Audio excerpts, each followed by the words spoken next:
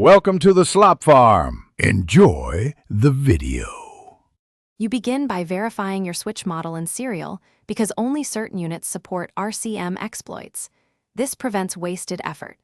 Next, format a fast micro SD and copy the Android image and boot payload to it, making sure file names match the installer instructions.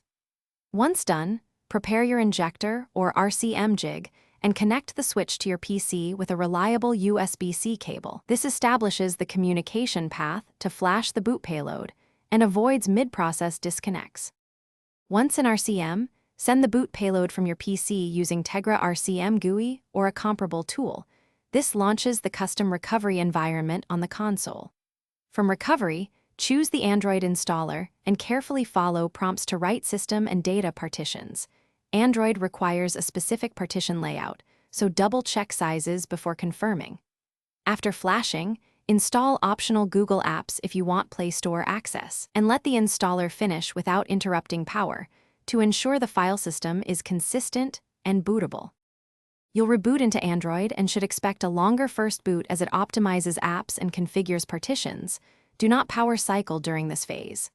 Once running, set display rotation, calibrate touch and map Joy-Con or Pro controller inputs so Android apps respond correctly. If the device fails to boot, check the image checksum, reflash the payload, and swap the USB-C cable or micro SD card. Often a bad cable or corrupted image causes failures. Retry with fresh downloads and a different injector if necessary. Thanks for watching. Consider subscribing if we helped you today.